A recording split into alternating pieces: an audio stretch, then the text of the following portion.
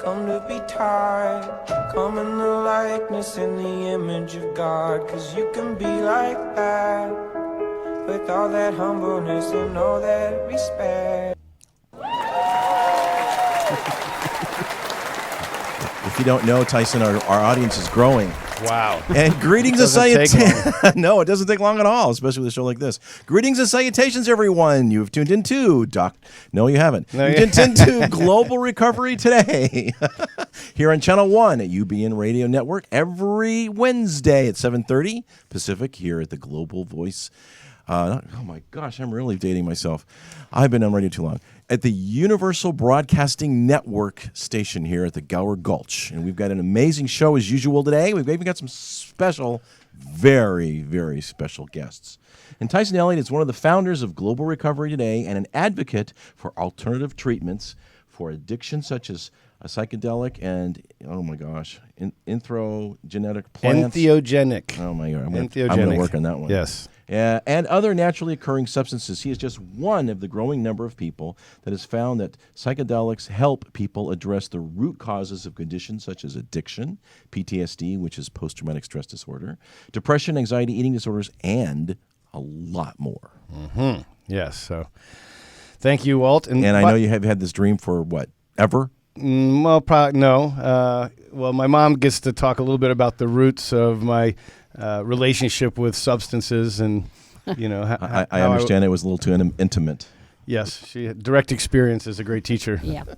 So my mother was, the first person to experience my substances from the other side. My substance abuse from the other side, and with a growing movement, there's harm reduction.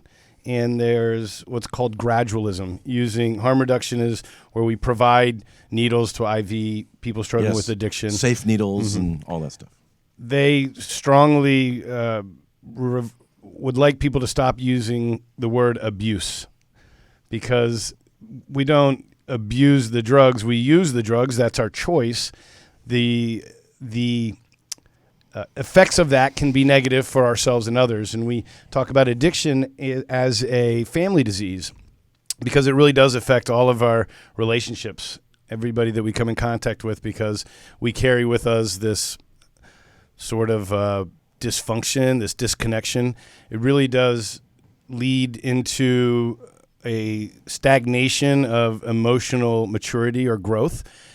Last show was about emotional intelligence, which we really just touched the surface really of it. Just scratch the surface. Yeah, so we're going to do more on that, but to kind of great topic. Yeah, and to talk about what it is that I've come to believe is that when we use substances to cope, that is the extent of which that we actually learn from that experience. So we don't really learn from the experience. We don't transcend it. We build up more trauma, more negative experiences in what Eckhart Tolle calls the pain body in our somatic nervous system. It's stored there. When we take away the drugs and the substances and that stuff is still there, or we have other experiences, but we have no emotional intelligence on how to actually deal with those experiences. That takes time, that takes practice, and it takes experience. So my many stints of attempting to try to recover and being in rehab, one of them was my mother. I called my mother in my late 30s, early 40s, having been drinking for several years and was doing recreational crack cocaine, and needed help. And my mom helped fund a $20,000 rehab. It was 30 days, and it was at that time considered very alternative because we did breath work and yoga and somatic experiencing. It's called somatic experiencing. And I went home and within several months was using again. What I believe was happening is that my daily life had not changed. I went right back to a business that was really driven on greed, with my father as a partner, which I have a lot of father issues, which I think many of us, that, if not all of us, that struggle with addiction can trace some of that back to our father. We do a treatment or a therapy called family constellations therapy, which really does address our relationship with our mother, our father, the rest of our primary relationships. And it's an opportunity for us to go back and sort of revisit it and give back that which our parents, they try to help through conditioning. So, and that's one of the things I believe, if you've ever read The Four Agreements, which that's part of AA. That's part of AA. No, it's why is the name not coming to me? It'll come to me in a second when I don't need it.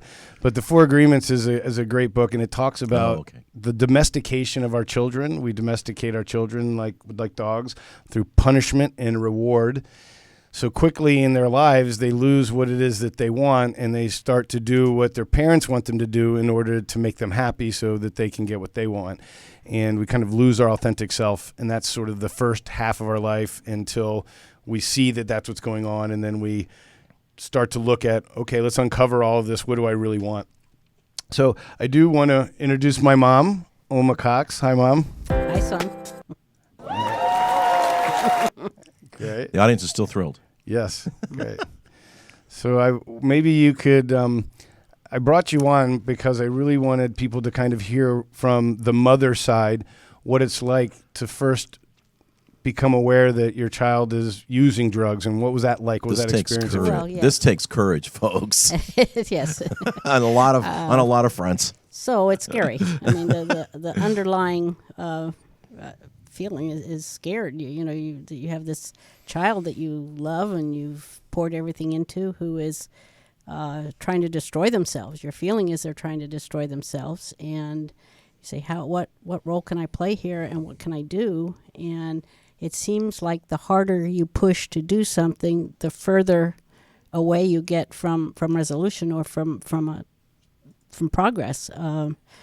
And then you go through a denial, of course, when you find they've been drinking or smoking marijuana or whatever it is they're doing at the time, and believe they're fixed.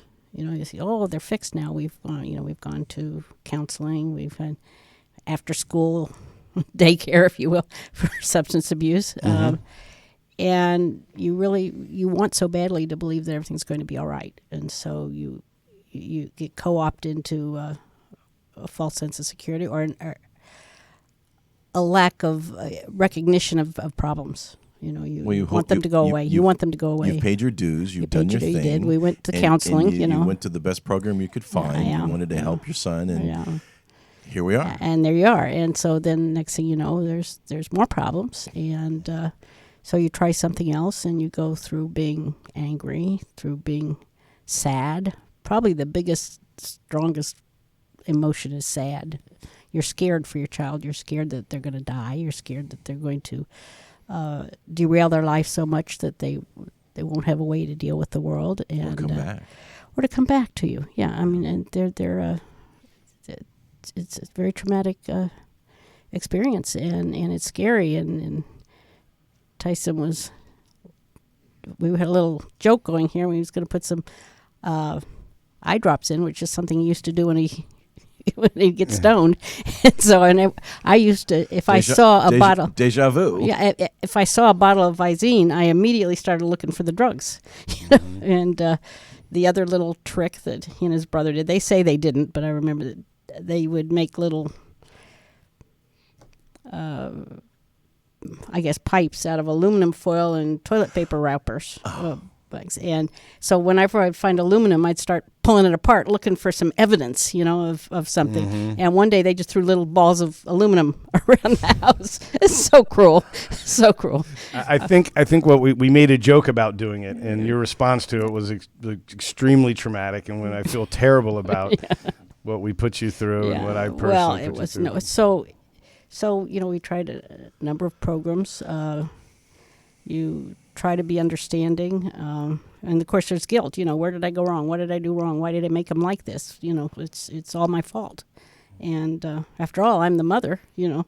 Mothers are supposed to take care of their children, and they're supposed to nurture them. And then when things aren't going well, you say, well, clearly it's my fault. It's guilt. Well, God bless you for having that maternal instinct, because some moms don't. So that's a wonderful thing. Well, Tyson's very lovable.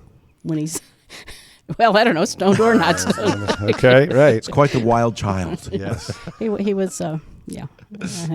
So, and actually it started so young with Tyson. And if you want to take a breath, Yeah. we've got a caller. We're going to throw that in. Great. Hi, you are on the air with Tyson and Walt and Global Recovery Today. Is this Carlos? Yes, this is Carlos. Hey, Carlos. Welcome back. Hey, Carlos, how you doing? Thank you. I'm pretty well, thanks. Good. So I was had you call in again today because you and I have been staying in contact with in regards to your girlfriend, and how are you feeling about her treatment so far? So far, I've finally had a newfound confidence in you guys. I trust you guys more than ever now. You want to back up a little bit and give us a little backstory for those that missed it? Carlos has been talking with me for quite some time, but I'll let you tell him, Carlos, about how you came to Ibogaine University and what your experience has been like. Sure, I'll try to make it quick. My girlfriend, she had been looking all over the place, trying to find either a rehab or a detox.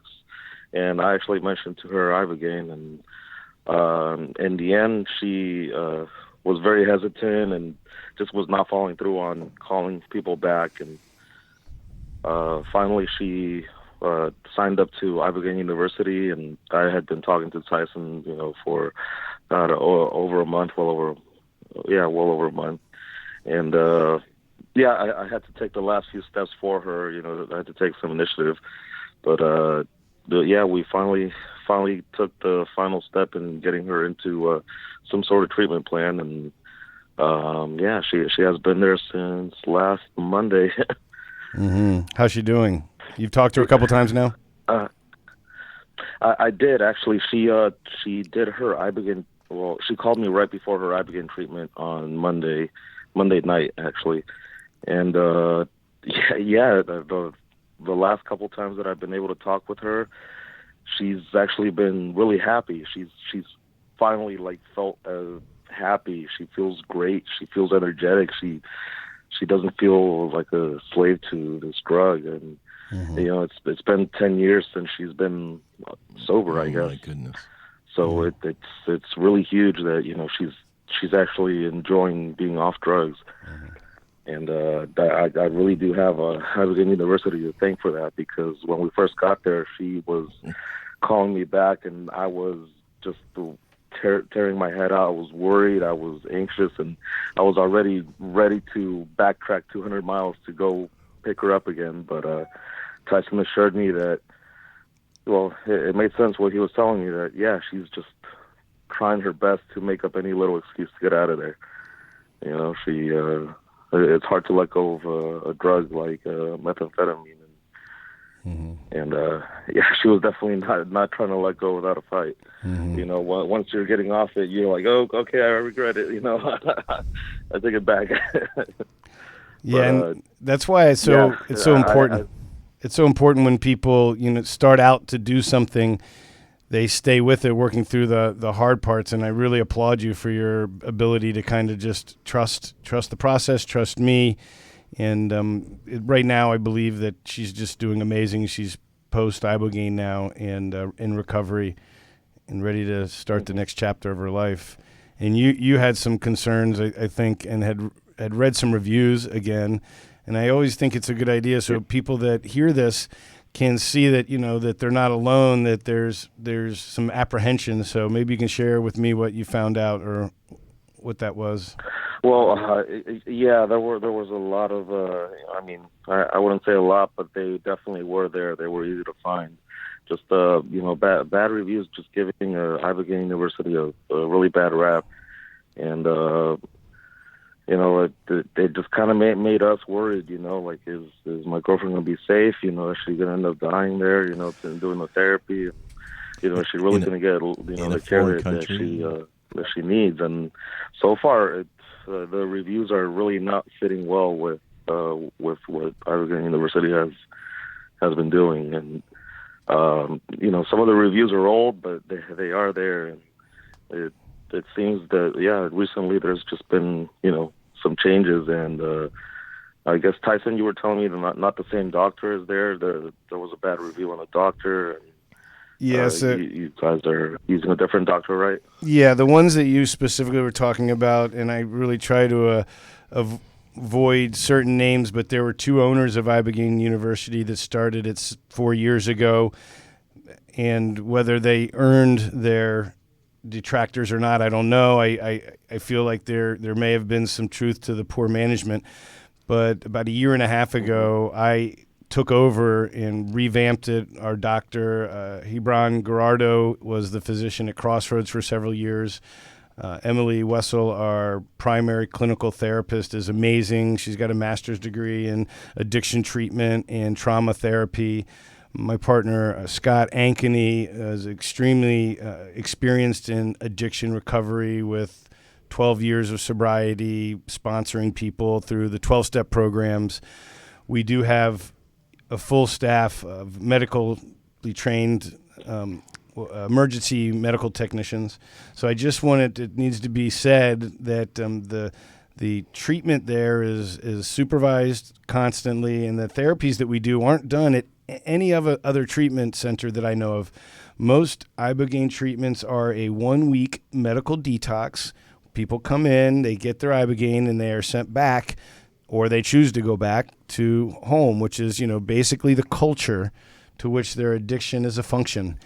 And I had that experience. So what we were saying before Carlos called in was that I personally was in several rehabs, and the recent one that was the most expensive, $20,000 for 30 days. And, I went home, back to my business, back to my relationships, and within 90 days, I was using again. And I was not getting what I needed. It wasn't until I changed my environment, changed my vocation. Really, it's, Ibogaine is not a cure for addiction. It does deal with the physiology of addiction like nothing else. It will reset your receptor sites. The only real cure for addiction is clean living, and that's body, mind, and spirit. It really does require a full commitment to changing a lifestyle, often meaning changing your environment. In Alcoholics Anonymous and with other therapists, they say you can't do a geographic, meaning just by changing where you live, everywhere you go, there you go. And while there's some truth to that, I think environment is crucial to having the best chance of changing your behavior, because we get in habits and they get redundant and repetitive. We wake up every morning, we have a ritual, we do certain things, especially in the morning. That morning ritual is so powerful. Let's say that we have 14 things that we do every morning. We get up, we have a cup, get some coffee, we use the bathroom, we walk the dog, we pull open the drawer and we snort an oxy, and then we eat some breakfast and we kiss our girlfriend and we go to work. Much of that is done on a subconscious level again and again every day. We're thinking about other things. We're thinking about work. We're thinking about family and friends, whatever's going on. We're just doing it. So knowing that these are just a loop of ideas and thoughts that are happening on a subconscious level in our brain, there's a neurological pathway. It's called a flow state. So we're in a flow state. And when we come back from Ibogaine and we get back into that flow state in the same environment where we do 14 of the 15 things that we used to do, we just don't use, within a very short period of time, we will have just a firing of that idea of using, that reaching into the drawer and using, but we don't entertain it. Now, when we get under stress, because what happens with addiction is we start using substances to deal with stress or as a coping mechanism, which wires the using behavior to our survival, to our amygdala, to the reptilian brain, where it becomes fight, flight, freeze, or use as one of the options. So when we get under stress, it's more likely to fire. And after a couple times of it happening and not really recognizing that it's happening, there's the one time where you pause on that idea and it's actually like, oh, I can feel, what would it be like I can feel the substance. And from that, you're starting to wake up the addiction. And if you don't do something about it, if you continue putting yourself under stress and don't recognize that that's what's happening, there's going to be the morning where you wake up and it becomes a good idea. And the next thing you know, you're using again. And so or maybe just this once. Yeah, there's all kinds of things that Just this happen, once. with the brain if we allow ourselves to be under stress and not be working towards recovery at all times. So, Carlos, I want to, again, thank you for calling in. Is there anything else you wanted to add about your experience to date? No, I was totally into what you were just saying right now. You can relate? Well, tell them about you. No, just like, it was being under stress and, resorting to using. That's, that I can relate. Mm-hmm. You did say that things since your girlfriend's been in treatment and things have gotten better, you've been experiencing less urges to use, right? Yes. I've actually been behaving myself a lot more civilized. Yeah. Mm-hmm. I just feel less stressed, and actually, my dad he was an alcoholic. He was actually a surgeon in Guatemala, but he's told me that it's a struggle. It's just it never stops. It's a lifetime struggle. He's relapsed many times, but it's just part of his life now. Staying clean, and it's every day. A fight every day. Mm-hmm. You just don't get rid of it. You got to constantly be working on it, and that's the way to stay clean. Mm-hmm. Yes, well, I know you and I have talked about you possibly doing some treatment for yourself, knowing that if we don't feel cravings or compulsions because we don't have drama or events in our lives that trigger us to use, it doesn't mean that we've recovered or that we're better, because it's just a matter of time before life says something happens, and then we get tested and we find out, oh my gosh, I don't have new coping mechanisms. So, I invite you to continue investigating, taking care of yourself, because there's no guarantees that when your girlfriend comes home I would almost guarantee that there is going to be stress and there are going to be events, and it's just what are you going to do with it, which is really going to make the big difference for you and for her as well. Yes. No, this is going to be a once in a lifetime opportunity. At least this is going to be our first one. Definitely don't want to let it just go. Right. We're here for you. I definitely plan on going to meetings and just finding some support and getting other people that are struggling as well, and just involved. Even find a sponsor, and this is all new to me. And I really want to be a part of it, just because I feel that I can be better if I have someone else, checking up on me, and it's just the shared, struggle that, you don't feel so alone in. You also had experienced ayahuasca, right? Isn't that part of your story? Yes, I have actually. It helped me a lot. It actually, I used to yell at my mom, for any little thing. I used to get irritated with her. I wasn't like abusive, but I would get really irritated with her. And one time I just had a revelation, the first time I did ayahuasca, and it was actually with her. She was the one who told me about it. But oh, really? Since then, I have never raised my voice again to her. So, that's a huge, thing. I appreciate her for what she is and what she has done for me. Sounds like a good investment on Mom's part. It's a learning tool, yeah. Great. So the medicine is very effective. It does help people see how their behavior affects others. It removes that veil of separation.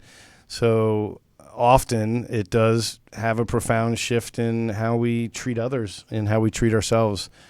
The medicine's amazing. So, the invitation is out there, whether you struggle with addiction or just, being human, the human experience. Ayahuasca can help create new neurological pathways. It can help detoxify organs. It's an amazing medicine. So, well, thanks again, Carlos. I appreciate you, and I look forward to meeting you. You and I have never really met, so yeah, I look forward to meeting you. Hopefully, maybe when I go down there, maybe we can have some lunch or something. All right. Well, we're gonna keep a bed for you when you're ready. I just wanted to add one last thing is what really put a lot of confidence in you guys was finally hearing the procedures, just in case of worst case scenario, anything that ever happened. And one of your staff over there, Emily, she she walked me through it, and that was like our main concern. You know, it was like, do you guys know what to do when things go wrong? And she explained it to me, and that just put so much relief in me. And of course, hearing my girlfriend Christina, just hearing the way she's been, and talking about you guys, she loves it down there. She tells me I would love it too. Yes, awesome. So yeah, all that has been just so great, and you guys are doing an awesome job. And yeah, whatever your views out there, I'm gonna start writing my own there, and I don't know what those guys are talking about, but that's not you guys anymore. That's right. We're gonna spread the word and speak the truth, and I have faith that ultimately people that really need the healing will get past that and get to us. So I do take calls from anybody at any time that wants to discuss that. And I'll be the first to say many people come down, and because they aren't able to push through that very first part, and some people do leave, or their behavior where we can't keep them because it's not conducive for a healthy environment, people leave, and those people are going to leave unhappy, and they're going to have a lot of negative things to say. So just about every clinic out there, and more than likely some regrets as well. Oh, absolutely. Yeah. Usually that happens, when they finally realize, oh my gosh, I agree. My girlfriend was there. She did it, right? She did the same thing. She did the same thing. She started doing the same thing, and now she's 180. Yeah, and if she had left, then she would have left with this story in her head how terrible it was, and she, but because she did stay through it, she had the alternate experience, and that's why I thought it was important, for you to tell your experience and your truth, and hopefully it'll help people that questioning whether or not it's right for them. So my hope is that anybody that has a question of that nature picks up the phone and calls so that they can hear firsthand from myself. And of course we've got mothers and fathers and clients, past clients that can always talk to people and share their experience. So all right, Carlos. You can throw them my way if you want. All right, I'm going to put you on my list. And it's a two-way freeway, Carlos. If you want to ever call back and get on the show, feel free to call. All right. Open invitation. Okay, thank you. Yeah, I'm going to listen to the rest online right now. Okay, brother. Thanks. Good Thanks night. for calling. God bless. All right, you guys take it easy. Bye. All right, let's get back to my mom. So that was Carlos, who had a girlfriend who had an addiction and actually went through and is now experiencing Albuquerque University, and of course the experience has been phenomenal. Yeah, she's post-Ibogaine right now, doing well in recovery, and after speaking with her, he was in shock that she was like, I love this place and I want to stay. Considering she couldn't, she's like, please come rescue me. Get me out of here. He was worried about the father like coming to kick his ass for not having, taken care of his daughter. So I ended up calling the family and speaking with the sister and giving them, sort of the rundown of what they could expect. And they were sort of trust but verify, waiting back and seeing. But I think everybody now has had a really good experience. So. One thing I wanted to add from the call is that something Tyson said early on about Ibogaine University and the treatment system, and what's different is they don't just detox you, but they actually attempt to give you some tools and some ways to address the challenges you're going to face once you've graduated. Well, there is no graduation from this university. I say that in quotes. And just to kind of get the word out there, that is something that I inherited the Ibogaine University, which is going to be transitioning to Ibogaine Institute, and not to run from bad reviews, but for the main reason is you really can't call something a university that's not.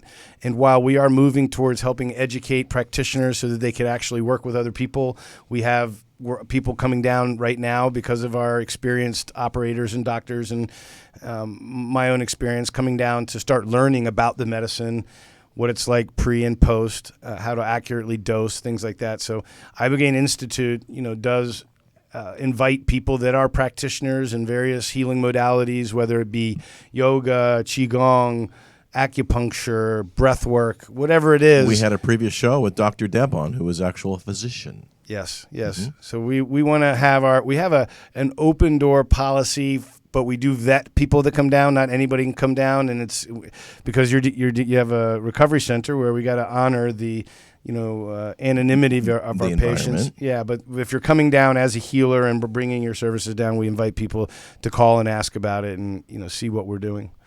So let's get back to my mom, because I don't know, we got a little bit more time here, and we had gone into a little bit about what it was like having, me in the house, specifically me. My brother struggled with too, but I just seemed to, Yeah, it was Not different able. for me. What do you think the difference was? Well, I mean, you were extreme. I mean, you had extreme personality. What you did, you went like your brother. You kept telling me he was an addict, and I said no, he's not really. He just probably uses a little too much. But you had him nailed. But the difference in that Tyson had a lot of things that went wrong for him, and a lot of consequences for the things that he did. He wasn't the kind of maintenance user who can just kind of float along and get by and stuff. He went deep. I went deep. I had a target on me. Like once you get labeled, and this is true in a community as an addict, then they're watching out. You can't do anything. They've got a bullseye on you. Yeah. And I got labeled. I got busted with weed, and I got busted drinking in seventh grade, junior high, going into school drunk. Yeehaw. Yeah, and then busted with weed my freshman year, going there, and then My favorite was when you got caught in the. Was it you had your girlfriend in the boys' room in the stall in junior high was one of my favorites. That was least great. favorite. But Tyson was one who had consequences, and it was hard on himself. I mean, he was hurting himself terribly, and it was so hard to watch and not to know how can you stop this. And we went. He at the age of 15, he was in a residential substance abuse center for a year. And so it was extreme. He got great grades though in there. But it was we really went and got since I couldn't have any control over him. I mean, I couldn't make him not do things. We actually went and got the courts to get him ordered there so that he didn't have a choice but to be with the program. Because if he left, then he would have to go to some kind of Institution. other court, or something. Yeah, which I we was felt was institutionalized which at was very, very wrong. I mean, we never felt that he was an evil, bad person, Right. and We he understood. wasn't. He's a gentle person, And and we've got another call if you want to Good. take it. Sure, let's find out who we got. Hi, I think you're on the air with Tyson and Walt at Global Recovery Today. Hello? Well, they were, and now they're not. Okay. Yes, in the infamous words of James Dobson, love must be tough. Yes. well, and okay. So at the time that I think it was outpatient, and he was like 13, 14 years old, there was a whole lot of tough love talk. And we were advised, well, that's what you need to do with Tyson, and you need to intervene and tie him up and take him off to some place.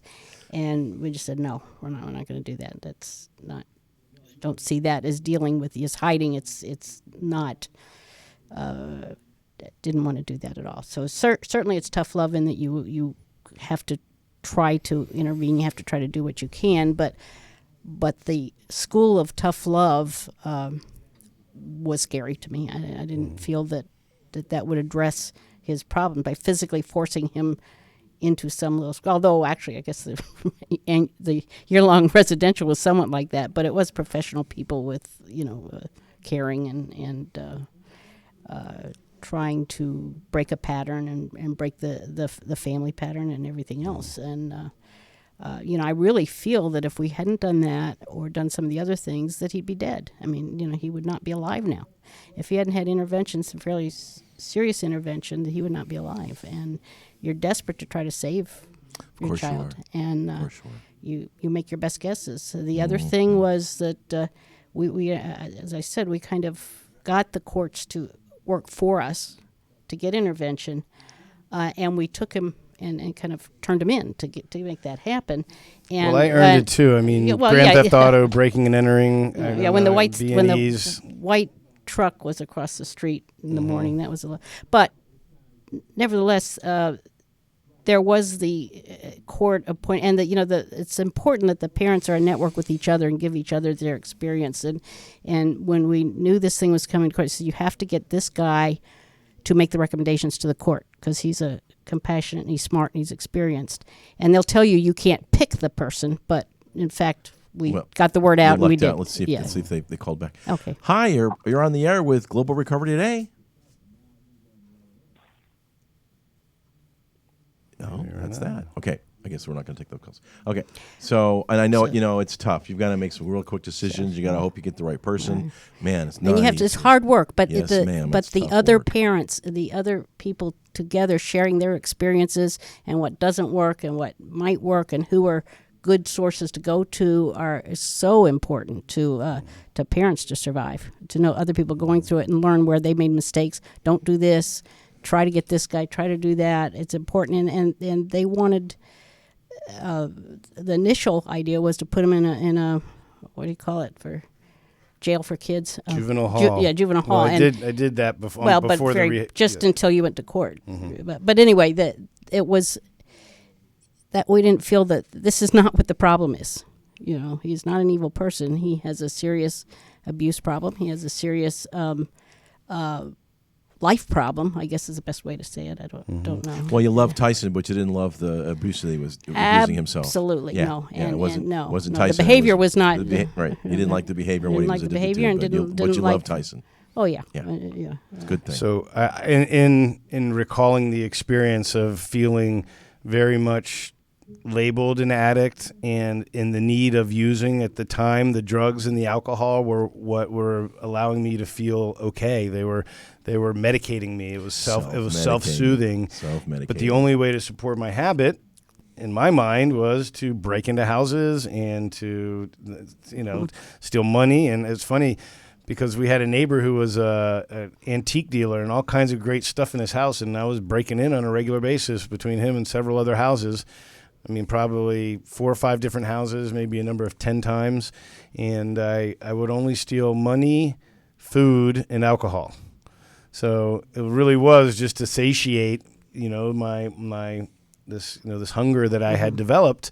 And I would say to myself, well, I wasn't a criminal. Well, I was. You were, I was a criminal, and You were a criminal. And I was placed into into the juvenile system and then into rehab, where I was in a locked residential 1-year rehabilitation center from 15 to 16. I had my 16th birthday there, and it was a very powerful experience in my life. And what I got out of that, other than all of the different principles of the 12-step program in recovery and a lot of the vernacular of addiction and trauma, what I really came out with, right or wrong, was that I was alone, and then it was up to me to do. Nobody was going to save me. That it was time to grow up. So it was for me, a period of we talk about emotional intelligence or maturity, where I gained some of that in that 1 year. I was going back to school, where I was actually doing very well in school. And when I came out of there, I felt like I didn't belong at home anymore. And I don't know how long I was home for, maybe junior year, about a year. And I It's your left. senior year.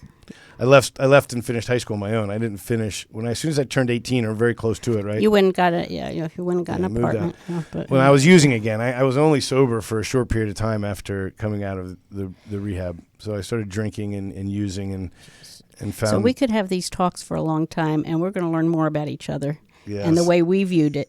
Yeah. From his perspective, from my perspective. We didn't, we often saw it very differently, but it's good. Yeah. It's good to know. Yeah, and like I said, right or wrong, that was sort of what my thought process at the time was, okay, I've got to go out and do this on my own, and I'm going to go down and get to know my father, who was, selling pot and alcoholic himself, drinking and using, and that's where I got my nice, education from 18 on up, was how to sell and grow marijuana, which really didn't bode well for my, my clean living, the idea of me having a clean living lifestyle. So it was culture, that's what I was a function of the different places and people that I was exposed to in my experiences as a young child and my choices. Ultimately, what the medicine does a great job of showing you is that at each of these points in our lives, we have choices. We make those choices. And so there's a certain amount of culpability that comes when you remove the veil and you see that. And it allows us to quickly start to say, okay, what choices am I going to make now that's going to make it different? And we think we have free will, and we do, but when we're caught in a repetitive loop, to break that loop, it's really hard. If you do, a scan of your brain, and I say strawberry, you'll see what a strawberry looks like as a synaptic expression. And I ask you to change that. Change how your brain reflects strawberry, and you just can't do that. It's a neurological pattern. But that's what we're asking to do in the same way is say, hey, change the way you see and react to the world. And so it really doesn't, without doing something different, getting into a recovery program, changing your environment, different inputs, then you can see a shift in the beliefs which fuel the behaviors, which ultimately can be destructive, especially if you're using substances.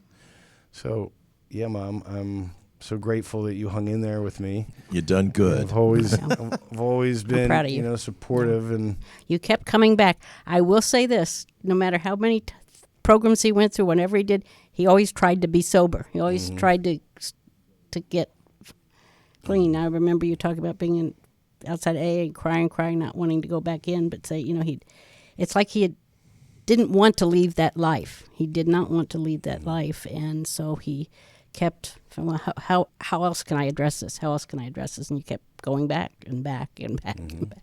But tried everything. Yeah, but it was not. I think people think of users or abusers as I choose this lifestyle, and certainly to an extent they do. But a lot of them, like Tyson, and I think what I'm hearing with our caller in before is that they really want to have a different life, and they keep looking and trying really hard to find a solution and find some way that'll save them and let them lead the life they want to lead. And what's unfortunate is that these kinds of alternative means, particularly for the hardcore who've tried many, many things, can't be available to more people. And it's sad. I mean, it's really sad because, obviously there's a place here for it. Absolutely. For people.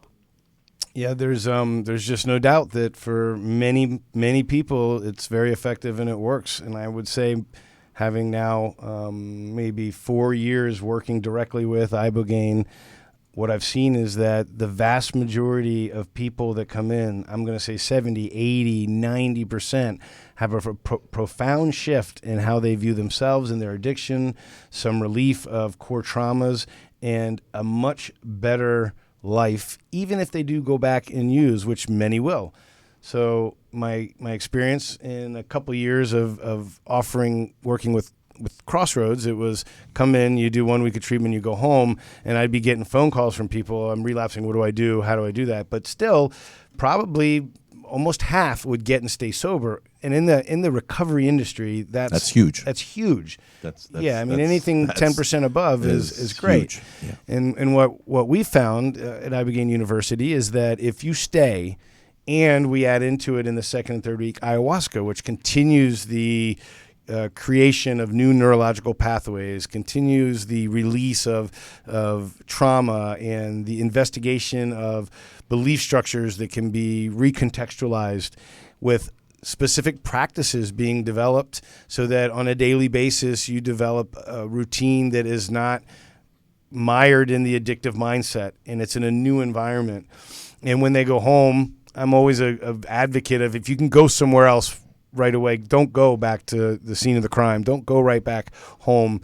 And the family, it's so important that the family really look at themselves individually and what they can do to change, because even just the slightest shift in their perspective disrupts the way that they interact with their loved one that's in recovery that could create the same neurological pathways. So when I have a propensity or a pattern of communicating with my mother in a certain way, and when I go to recovery for whatever period of time and I come back, she's going to talk to me and act towards me as if I was still that addict that she knew before, with the same fears, same concerns, and on a very real level, my subconscious is going to react in the same way because it's an established patterned way of interacting.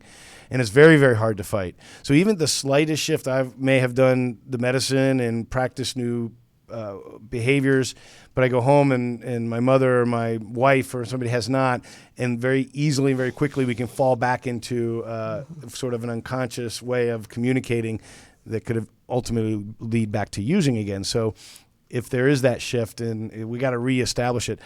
one of the things I say is a good thing to do when you go home, if you do need to go home, do some really small but powerful things like paint your bathroom a different color. Many of us use in the bathroom. That's where we go to hide. We go in the bathroom, paint it a different color. Take your coffee pot, put it from the right side to the left side. If you use a drip, maybe try a French press for a while. Shift the routine so that you actually have to think about what you're doing and you don't drop back into that unconscious repetitive thing, and then do it again in a week, and then do it again in a week. And if you can keep yourself from dropping back into those things, you get further away just a from little bit off balance from the Just scene a of the crime or little from bit off balance. yeah.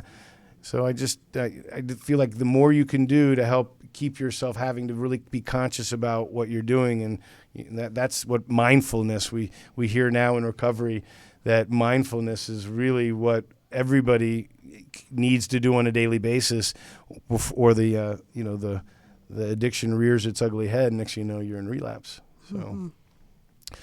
So what else, Mom? Is there anything else you've seen sort of me go in and out of different attempts for recovery? Is there anything you're seeing recently? Well, yes, I think you're right now. You feel better about yourself and what you're doing, so that's a big deal. I think it's a big deal. I think that it's almost. I've said this, but I think maybe some truth is you can't make a lot of money.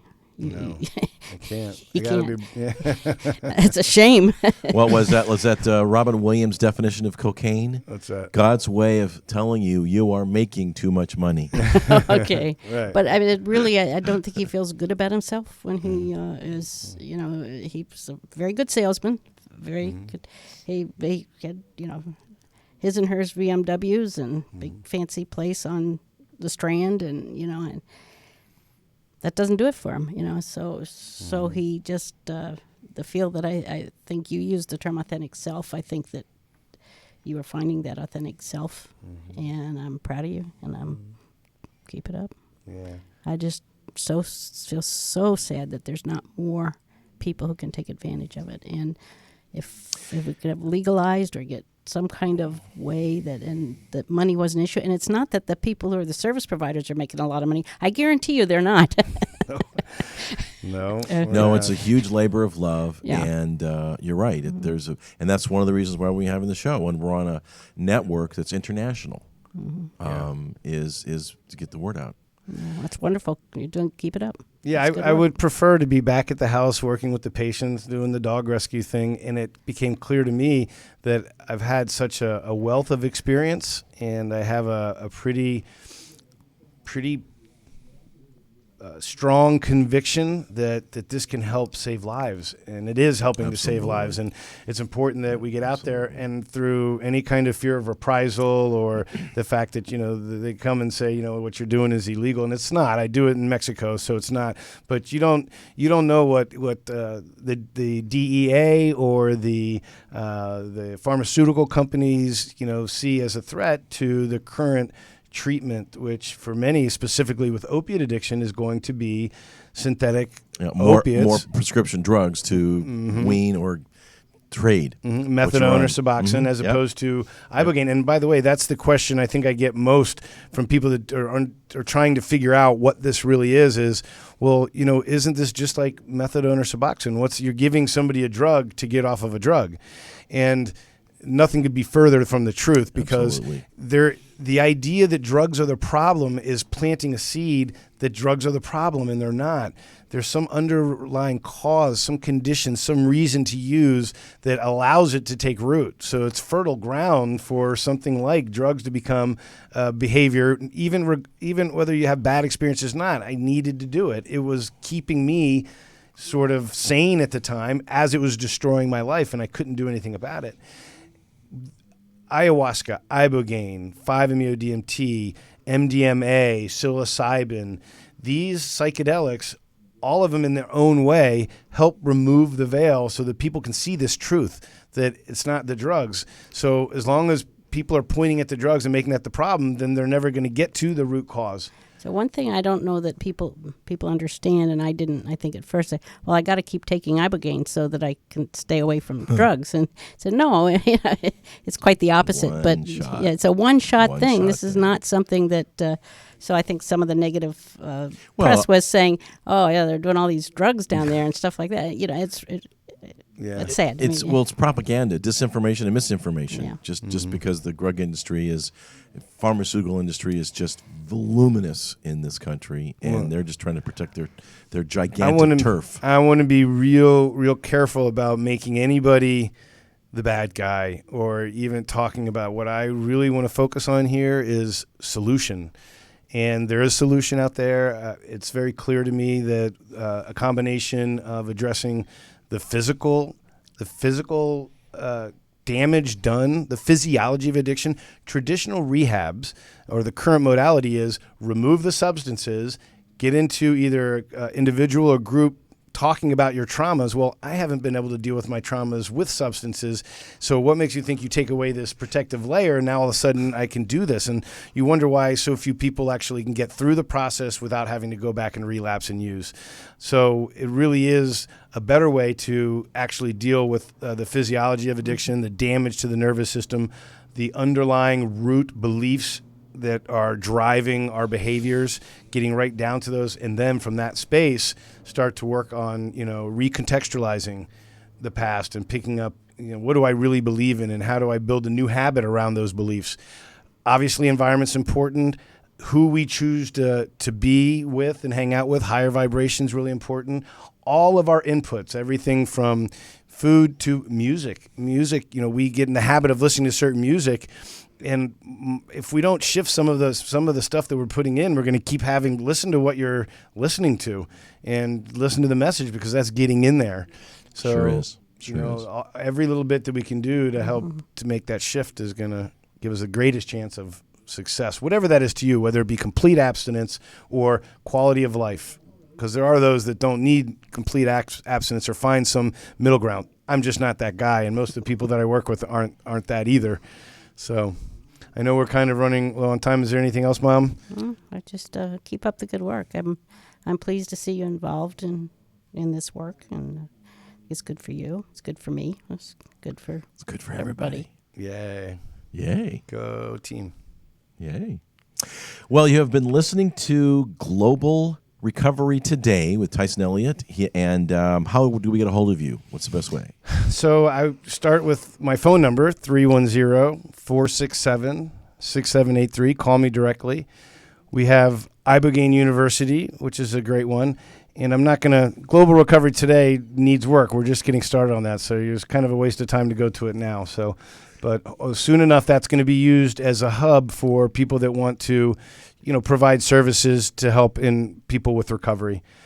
Coming soon is also going to be aftergain.com, and that is going to be a community of people that can talk about people that have post-Ibogaine to be able to tell their story, to be able to link with other people, and to be able to have groups. Also, professionals will be providing services so that when you get out, you'll have a community that you can stay connected with, because staying in community, staying in recovery is critical if you want to stay sober. Just going back to life as usual, back to the same environment, doesn't bode well for most of us that struggled with addiction. Yep. And you can find the show on TuneIn, iTunes, here at UBN Radio Network, and this is thrown up on YouTube as well, which is Global Recovery Today, if you want to throw it to your friends. And just give a shout to us and shout out. And watch us every Thursday here at UBN Radio Network at 7:30 Thursdays. I believe every Wednesdays. Wednesday at 7:30. Hey, well, Pacific. why don't you plug, you started out with Dr. I'm also a host of another show, which is on Thursdays at 8. It's Dr. Judy, WTF, which is What the Freud. And tomorrow we're going to talk about abandonment. Yeah, and that is an absolutely amazing show. So if you get a chance to watch that, tune Appreciate in. That.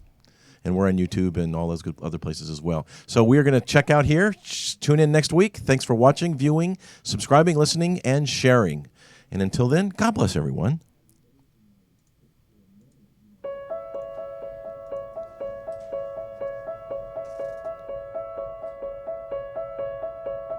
Lend your ears, lend your hands, lend your movement, anything you can. Come to teach, come to be taught, come in the likeness and the image of God. 'Cause you can be like that, with all that humbleness and all that respect.